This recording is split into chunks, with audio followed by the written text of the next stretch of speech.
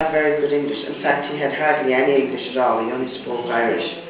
And he used to call me dairena as opposed to dairena, which is much more kind of dignified. And we had to say something nice to each other. That's what the teacher asked us to do.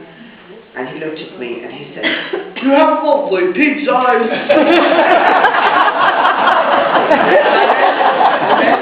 30 years later, I brought it up with him, and he said, "I had a crush on you." He said, "I was trying to tell you that you had lovely brown eyes."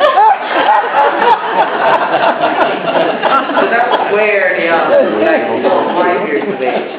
And then we live in a Gaeltacht, so the tradition in an Irish language-speaking community is often the case that students from the rest of the country would spend some time in the Gaeltacht learning Irish amongst the people who spoke it all day of their lives and amongst each other.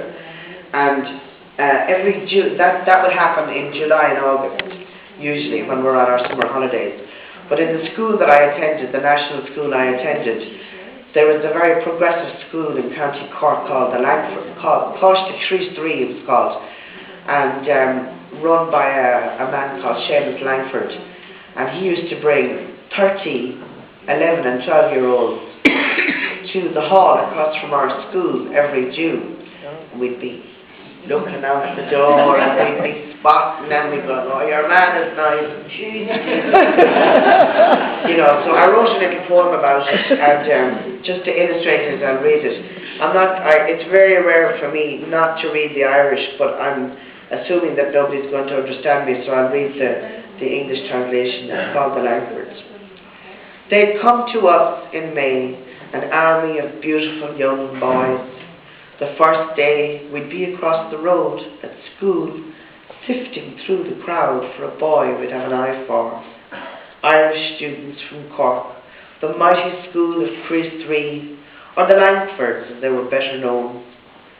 Céilís at night, hands being held for the dance of Bunton Aid, our hearts aflame, and walking home, a kiss perhaps in front of the house. My first kiss with Carey the fairy, in the fairy fort behind the pitch.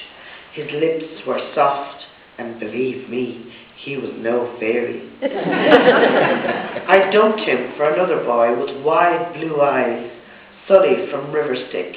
His kiss was nicer as I grew into the game.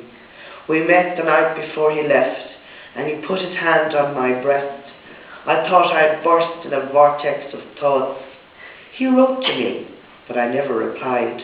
My noble, beautiful Langford.